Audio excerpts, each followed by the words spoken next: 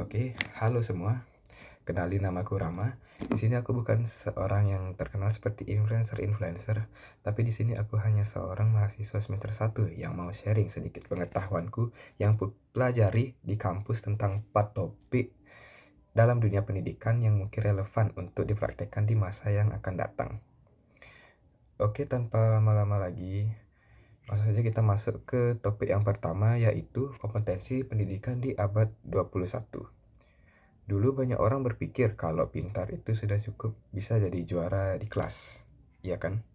Tapi di kompetensi pendidikan abad 21 itu tidaklah cukup. Kita perlu lebih menekankan 4 aspek, yaitu critical thinking yang pertama, yang kedua creativity, yang ketiga collaboration, dan yang keempat adalah communication. Dan biasanya hal ini tuh disingkat menjadi 4C. Nah, kalian bisa cari di internet untuk masing-masing artinya ini. Nah, di sini aku bakal ngejelasin intinya itu pakai contoh aja ya, biar lebih gampang gitu ngejelasinnya. Oke, jadi di sini tuh misal di sebuah kelas, bilanglah kuliah ini kan.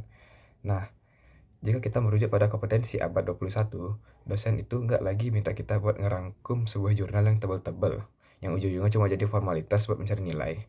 Nah, justru kita itu langsung dites untuk menyelesaikan permasalahan nyata secara bersama-sama. Seperti kita ambil contoh, gimana caranya agar sampah plastik di kampus itu bisa berkurang. Nah, seperti itu. Di situ akan ada rasa kolaborasi dalam tim untuk mencari solusi yang kreatif. Setelah itu kita presentasikan di depan teman-teman yang lain. Lalu biasanya akan ada sedikit perdebatan karena pasti akan ada perbedaan pendapat kan. Dan disinilah peran berpikir kritis itu digunakan. Oke, untuk topik yang kedua itu adalah hakikat pendidikan inklusi.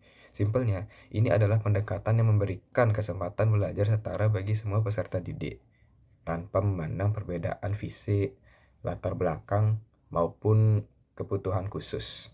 Ya, yang seperti itu. Dalam praktiknya, inklusi menuntut guru untuk menyesuaikan metodenya, bukan siswa yang dipaksa untuk menyesuaikan pada sistem yang diberikan.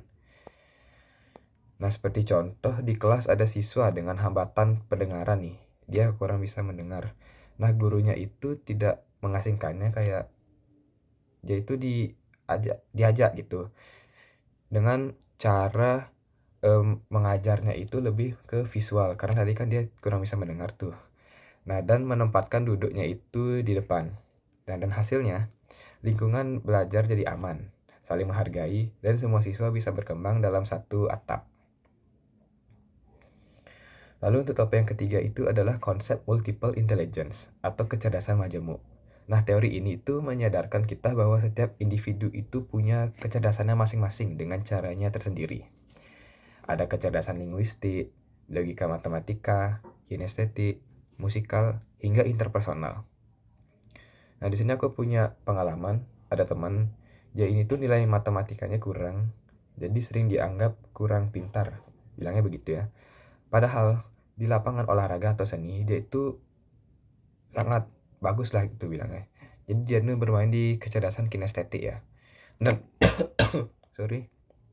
Dan makanya pembelajaran yang baik itu harus menyediakan beragam aktivitas, bukan cuma tulis menulis, supaya semua potensi yang baik pada dalam diri siswa yang berbeda-beda itu bisa terlihat.